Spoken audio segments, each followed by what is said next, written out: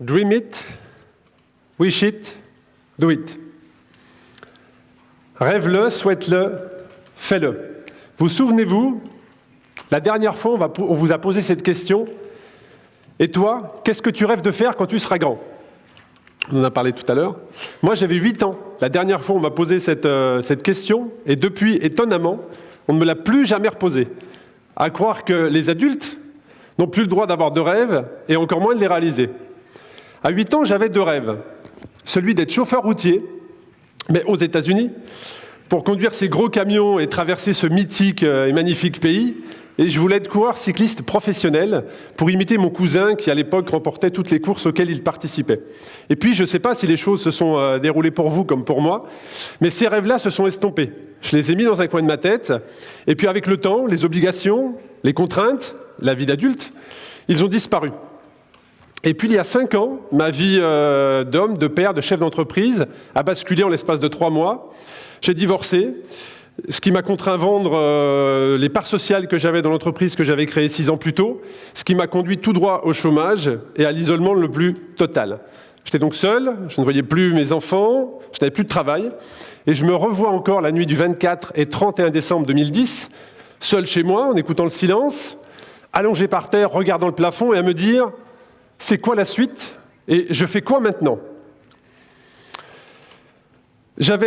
J'avais comme image celle d'être accroché à une falaise d'une seule main, prêt à lâcher prise et tomber définitivement.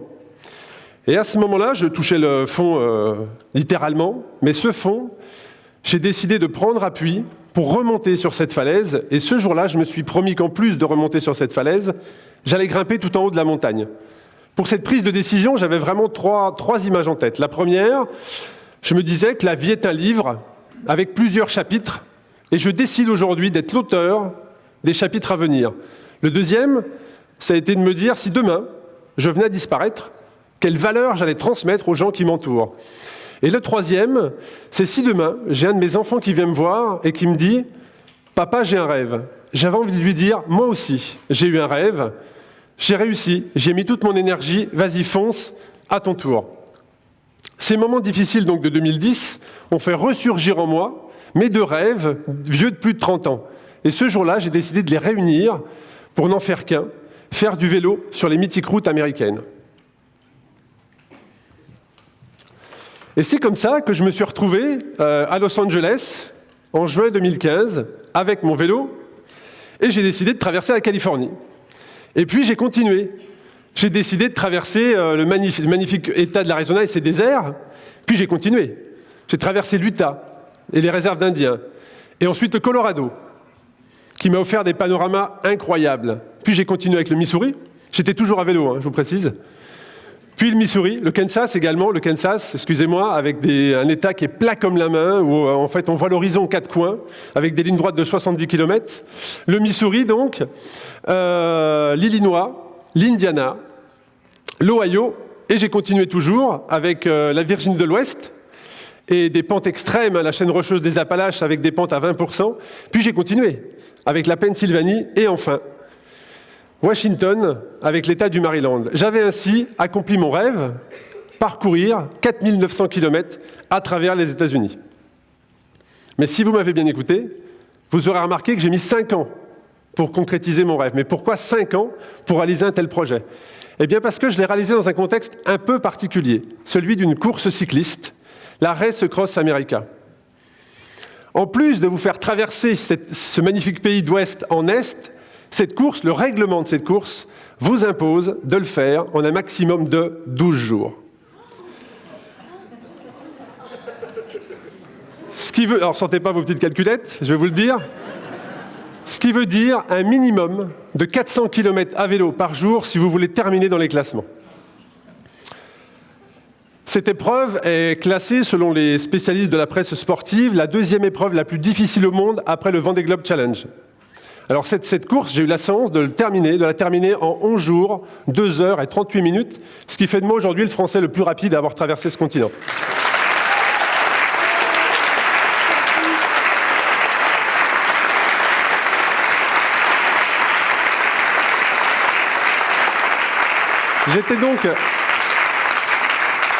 J'étais donc le 16 juin 2015, sur à peu près, il était 21h heure française, au départ.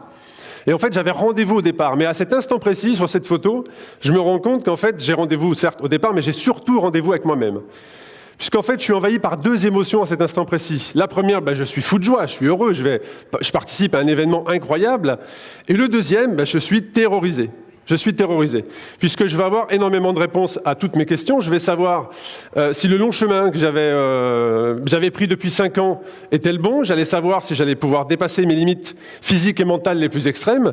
J'allais savoir si j'allais pouvoir réaliser mon rêve. Et en fait, j'allais savoir tout simplement qui j'étais vraiment. C'est une réponse importante. La RAM, pour vous expliquer rapidement, la race cross américain, on l'appelle la RAM. Donc, c'est sur c'est non-stop, course non-stop, bien évidemment, 2 jours comme 2 nuits. Vous ne pouvez pas rouler en équipe, dans l'aspiration d'un autre coureur, en peloton, vous roulez seul. Le règlement vous l'oblige. Vous avez 54 points de contrôle qui sont répartis tout au long du parcours, dont 2 cut-off. Si vous ne passez pas ces time stations dans les temps impartis, vous êtes éliminé. Donc la seule obligation que vous avez, c'est d'avoir une équipe avec vous qui vous protège la nuit quand vous roulez, parce que le top départ est donné à Los Angeles, et c'est le premier qui est arrivé à Washington. Et cette équipe sans laquelle rien n'est possible, parce qu'elle vous alimente, elle vous hydrate, elle vous conseille aussi, car rapidement, vous êtes plus tout à fait vous-même, en fait. Et puis, tous les coureurs empruntent la même route, sur route ouverte, ce qui veut dire que les camions qui me faisaient rêver, voilà, vous avez compris, sont devenus un véritable enfer. Pour participer à cette course, il faut être qualifié. On ne peut pas participer à cette course comme ça serait totalement suicidaire. Et vous pouvez participer à différentes courses, que ce soit en Italie, il y en a plusieurs en Europe. Et en gros, pour résumer, seuls les plus fous des fous peuvent participer à cette épreuve. Mais malgré tout, parmi ces fous, seuls 45% des personnes qui sont au départ terminent l'aventure. Ce qui représente à ce jour 405 personnes seulement qui ont réussi l'exploit de traverser le continent nord-américain en moins de 12 jours. Participer à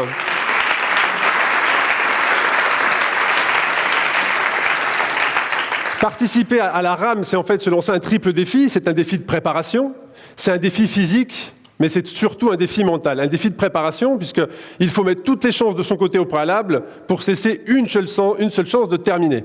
Le défi de préparation, c'est de concevoir, de suivre un entraînement exigeant sur plusieurs années. C'est de participer à des courses qualificatives, c'est de trouver des sponsors aussi pour rendre le projet possible. Et c'est aussi et surtout constituer une équipe, sans laquelle rien ne serait possible. Mon équipe était constituée de 8 personnes, un mécanicien, un masseur, un kiné, des chauffeurs, un diététicien. Et j'en profite d'ailleurs pour leur rendre hommage aujourd'hui et les remercier vraiment du fond du cœur. Ouais, un grand merci à eux, sans eux, rien n'aurait été possible. Le défi physique, c'est de passer des chaleurs extrêmes du désert de l'Arizona au sommet enneigé du Colorado à l'humidité de l'Est américain. Sur cette photo, je suis dans le désert de l'Arizona, il fait 50 degrés. 50 degrés sur son vélo. En fait, vous avez l'impression qu'on vous presse au sol, qu'on vous presse dans le dos comme ça au sol. Et ce jour-là, j'ai bu 20 litres d'eau. 20 litres d'eau dans la journée pour pouvoir passer cette journée dans le désert. Sinon, vous vous déshydratez. Et il est important, malgré tout, de rester très concentré pour gérer sa thermorégulation. Le défi physique aussi, c'est de gérer son alimentation. Une activité au quotidien, dans votre journée, on a tous un besoin d'à peu près 2000 calories. J'avais besoin de 20 000 calories par jour pour terminer cette épreuve. 20 000 calories par jour. Alors ça représente peut-être pas grand-chose comme ça, 20 000 calories par jour, mais si je vous dis, c'est comme si je vous demandais d'ingurgiter un Big Mac toutes les 30 minutes pendant 12 jours. Ou alors, c'est comme si je vous demandais également d'ingurgiter un Mars toutes les 10 minutes pendant 12 jours. Alors la pub nous dit un Mars et ça repart. Mais au 1532e Mars et 10 jours de course, c'est assez difficile de repartir. C'est assez difficile de repartir, mais on a eu également, le défi physique, c'est de supporter également les douleurs. J'ai une petite anecdote par rapport à ça. Sur mes épreuves qualificatives, la nuit, entre 2h et 5h du matin, j'étais toujours victime de nausées, de vomissements. Et à chaque fois qu'on avait un problème avec mes assistants, on essayait de trouver une solution. Et quelle que soit la modification que l'on faisait sur ma moyenne horaire, sur mon alimentation, la conséquence était la même. Je perdais donc énormément de temps, et jusqu'au jour où on discute avec un professionnel qui m'informe en me disant « Écoute Arnaud, ça vient certainement d'un problème d'oreille interne ». La course d'après, donc, on a décidé, dès que la nuit tombait, de casser le rythme toutes les 90 minutes pour que je marche à côté de mon vélo sur à peu près 200 mètres, le temps de rééquilibrer mon oreille interne. Eh bien, figurez-vous que ça a été la solution miracle, puisque pendant cette épreuve, la traversée des États-Unis, je n'ai pas du tout rencontré ce problème. Pas du tout. Mais je vous rassure, des problèmes et des souffrances, j'en ai rencontré. J'ai notamment, très rapidement, au bout du 3e jour de course, perdu une bonne partie de la sensibilité des doigts de la main, puisque vos mains sont en constante pression sur le guidon, et très rapidement, je n'ai plus la sensibilité de 6 doigts, voilà, qui reviennent seulement 6 mois après être revenu de ce projet. Je commence tout juste à retrouver la totalité de la sensibilité au niveau de mes doigts. Mais comme beaucoup de concurrents, les douleurs physiques sont permanentes. Vous avez des douleurs aux articulations, vous avez des douleurs aux tendons, vous avez des douleurs à la selle, qui est un point d'appui sensible et important, et vous avez également des douleurs à la nuque. Puisqu'on est sur une position qui n'est pas naturelle, certains coureurs ont même les muscles de la nuque qui se tétanisent, ne pouvant plus supporter en fait le poids de leur tête. Vous l'aurez compris, la rame, c'est un vrai chemin de croix physique, mais c'est surtout mentalement en fait, c'est surtout mentalement qu'elle fait le tri entre les finishers et les autres. Le défi mental, c'est de gérer sa fatigue et les hallucinations qui découlent de ça. C'est de gérer le sommeil et répartir 3 heures par jour en micro-sieste de 15 minutes. Le défi mental, c'est gérer la peur, puisque comme je vous l'ai dit tout à l'heure, on est sur route ouverte, et il faut pouvoir gérer cette circulation constante tout au long des États-Unis, où vous circulez même en centre-ville. La gestion également de la préparation mentale, c'est la gestion des émotions, très très important. Les moments d'euphorie que vous pouvez connaître dans la course, mais aussi les pensées négatives qui vous envahissent. Alors pour ça, j'avais trouvé un système très très simple. J'avais demandé à mes assistants à ce que l'on fixe sur mon vélo cette petite sonnette. Et à chaque fois, voilà. Et à chaque fois que je me sentais envahir par les pensées négatives, ou en tout cas je perdais ma concentration, j'activais cette petite sonnette. C'était un moyen pour moi de très rapidement retrouver ma concentration et de savoir pourquoi j'étais là. Et en tout cas, c'est une petite astuce qui a fonctionné. La préparation mentale, c'est aussi la confiance que vous donnez dans votre équipe. Mon équipe ne m'a jamais trahi, même si certains petits malins se sont amusés à me mentir. Alors que j'étais à mon 8e jour de course, ils sont tous sympas comme ça, hein. Alors que j'étais à mon 8e jour de course, j'ai demandé à Loïc, mon assistant qui était chargé de gérer mon sommeil, je lui ai demandé de me laisser dormir ne serait-ce que 3 heures de suite. Eh bien celui-ci, figurez-vous, a eu l'audace de venir me réveiller 1 heure seulement, en me persuadant que j'avais dormi 3 heures.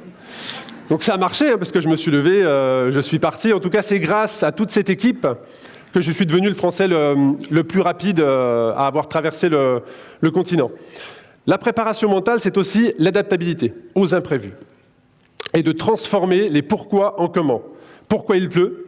Pourquoi j'ai mal? Pourquoi la pente est si raide? En comment? Comment je me protège de la pluie?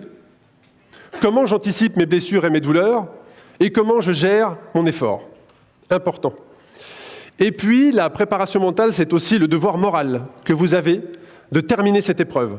Non pas seulement pour vous ou vos assistants, mais aussi et surtout pour l'association Rêve avec laquelle je suis partenaire et à laquelle je reverse une partie de mon sponsoring.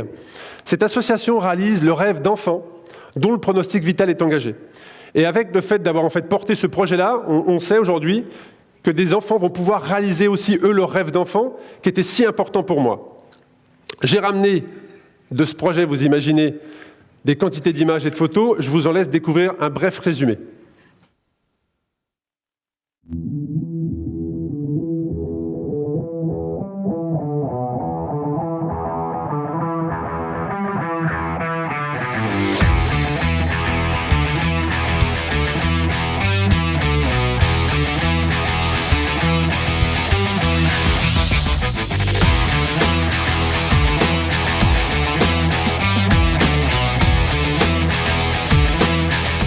Là, j'ai levé le pied, je roule vraiment tranquille pour pas, pour pas monter en température. T'as raison.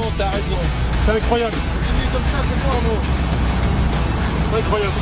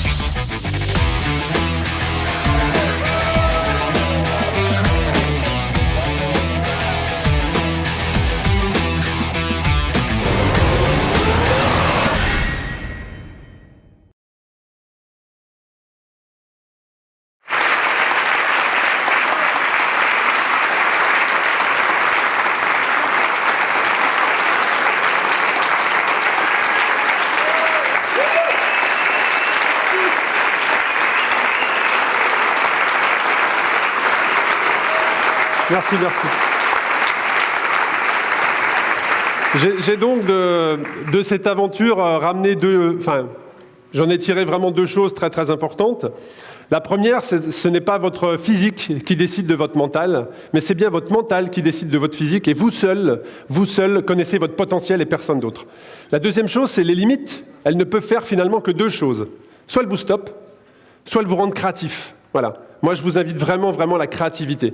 Très important. Et puis, vous vous souvenez du premier écran, Dream it, wish it, do it. Eh bien, moi, c'est quelque chose que j'ai transformé au passé. Je l'ai rêvé, je l'ai souhaité, et je l'ai fait. Une dernière chose avant de terminer, c'est enjoy it. Je vous invite à prendre vraiment du plaisir, le fait de réaliser un tel projet, quelque chose qui ensuite vous suit toute votre vie. Ça vous apporte une confiance en vous incroyable, qui décuple votre audace, notamment celle d'avoir vécu un moment extraordinaire en votre présence aujourd'hui dans cette salle. Merci beaucoup.